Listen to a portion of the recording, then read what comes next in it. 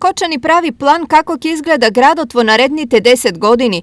Општината ја започна постапката за промена на генералниот урбанистички план и зголемување на планскиот опфат. Од претходниот генерален урбанистички план, кој што бил со опфат од 817 хектари, сега новиот опфат на генералниот урбанистички план е со опфат од 1041 хектари. Каде точно и зашто е предвидено зголемувањето?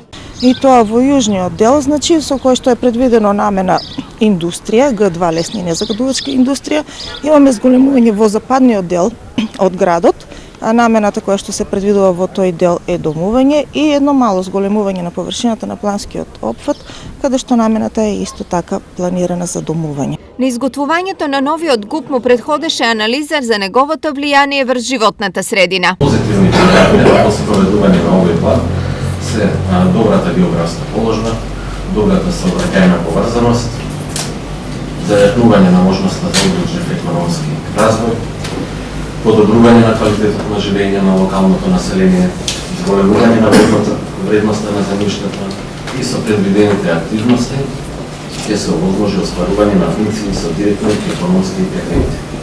Зошто донесувањето на генералниот план е значаен за општина Кочани? Генералниот урбанистички план е од витално значење за развојот на општината, за целокупното живење во општината, како на стопанските субјекти, така и на граѓаните на општина Кочани.